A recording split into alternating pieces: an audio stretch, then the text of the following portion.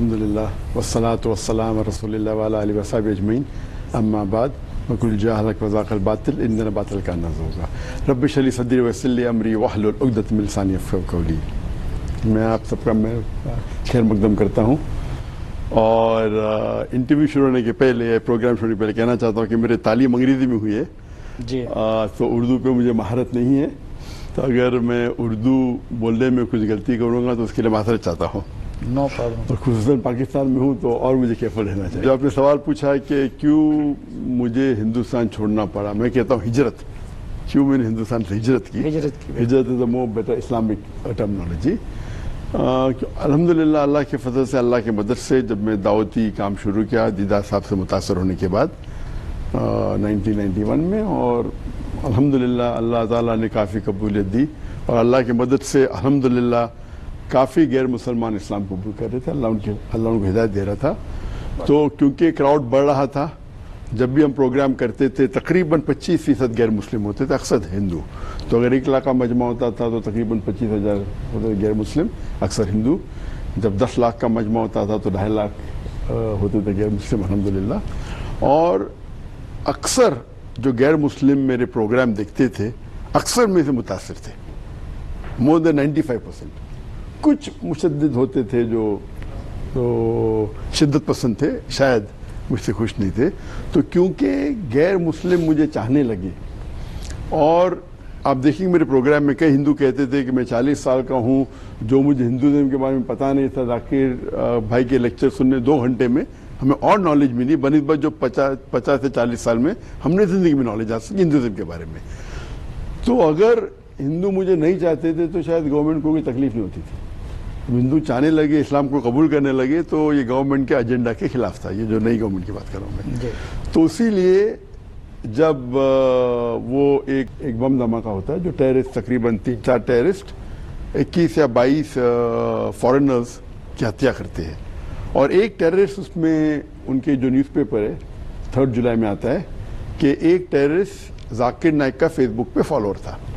तो next day पे पूरी इंडियन मीडिया कहती है कि जाकिर नाइक ने उस टेररिस्ट को इंस्पायर किया। 4 दिन बाद ये शाया होता है वही बांग्लादेशी न्यूज़पेपर में कि हमने कभी भी नहीं कहा कि जाकिर ने इंस्पायर किया, हमने सिर्फ कहा कि एक टेररिस्ट उनका फॉलोअर था फेसबुक पे। लेकिन इंडियन मीडिया, जो बांधे गोदी मीडिया कहते हैं, वो शुरू में अल्हम्दुलिल्लाह काफ़ी मेरे खिलाफ बात करने लगे। लेकिन अल्हम्दुलिल्लाह ये अच्छी बात थी कि हिंदुस्तान में जितने मुसलमान में फ़िरके, उसके बावजूद माशाअल्लाह अक्सर लोगों ने मुझे सपोर्ट किया।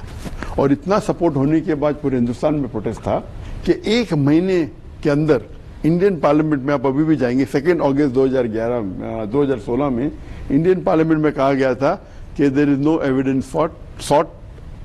Evidence found about doctor Zakir Naik और his organisation Islamic research foundation and they are not involve in any terrorist activity. तो ये बोलने के बाद सब प्रोटेस्ट कम हो गए, लेकिन उनका एजेंडा कुछ और था।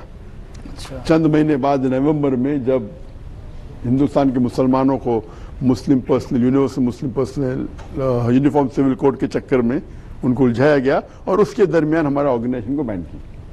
तो क्योंकि ये ऑनस्लॉट जो मेरे खिलाफ हुआ, इसीलिए उस वक्त मैं उम्रा कर रहा था, रमज़ान का महीना था और मक्का में था। तो हमारे जो लॉयर्स थे कहा कि अब बाहर ही रहेंगे तो अच्छा है। तो उसके बाद मैं वापस गया ना, ऐसा नहीं कि मैं छोड़ दिया, मैं बाहर था और उस वक्त ये हुआ। और उसके बाद जब इल्ज़ाम लगने लगे तो फिर उसके बाद मैं वापस गया नहीं। और अल्हम्दुलिल्लाह अल्लाह का फजल था कि कभी ख्वाब व ख्याल में नहीं सोचा था कि ये इल्ज़ाम मुझ पे लगेगा ऑन टेररिज्म। और उनने फिर दरख्वास्त की इंटरपोल से 2017 में कि मेरे खिलाफ रेड कॉर्नर नोटिस जारी किया जाए, RCN रेड कॉर्नर नोटिस। तो इंटरपोल ने कहा ये बिल्कुल बेबुनियाद है, ये पॉलिटिकल है, इट इज़ रॉन्ग। फिर 1.5 साल बाद 2019 में फिर से दरख्वास्त की, और तो उनने निकाल दिया ये क्या Zakir Naik terrorist hate speech के बारे में, और हेट स्पीच की कोई कंटेंट पैराग्राफ कोट करके उन्हें पेश किया इंटरपोल को। तो इंटरपोल ने बोला कि ये हेट स्पीच में आता नहीं, उसको दरख्वास्त को भी मुस्लिम कर दिया। उसके बाद फिर 2021 में एक नया इंटरपोल का रिक्वेस्ट था, मनी लॉन्ड्रिंग, कि जाकिर नायक मनी लॉन्ड्रिंग कर रहे हैं। And Interpol gave a very strong notice saying he is a religious speaker, he has the right to speak about religion, he has the right to collect funds if he wants to collect funds. He is doing as per the law of the country. It is nothing but a political motive. यानी ये बिल्कुल बेबुनियाद है। तो third बार interpole ने reject की कि बेबुनियाद है। और नॉर्मली अगर कोई गवर्नमेंट कोई मुसलमान के खिलाफ टेररिज्म के ऊपर अगर करती है कि नोटिस करो तो 99% में लॉयर्स कहते कि कर देते, लेकिन क्योंकि मेरे इतने तकरीर मौजूद थे इंटरनेट पे, इट वाज ऑब्वियस, तो अल्हम्दुलिल्लाह वो नाकामयाब भी। तो इसी वजह से भारत तो अल्हम्दुलिल्लाह अल्लाह के फजल से कोई तकलीफ नहीं, लेकिन उसके वजह से हिजरत करने पड़ा और अल्लाह के फजल से तकरीबन 15 ममालिक, उनके नाम नहीं लूँगा, वो चाहते थे कि मैं आके वहाँ सेटल हो जाऊँ ताकि वो मुझे सिटीजनशिप दे। और ये 15 ममालिक से मैं मेरे खुद के रिसर्च के मुताबिक मेरे नज़दीक मलेशिया जितने भी मुसलमान ममालिक है मेरे नज़दीक सबसे बेहतर था।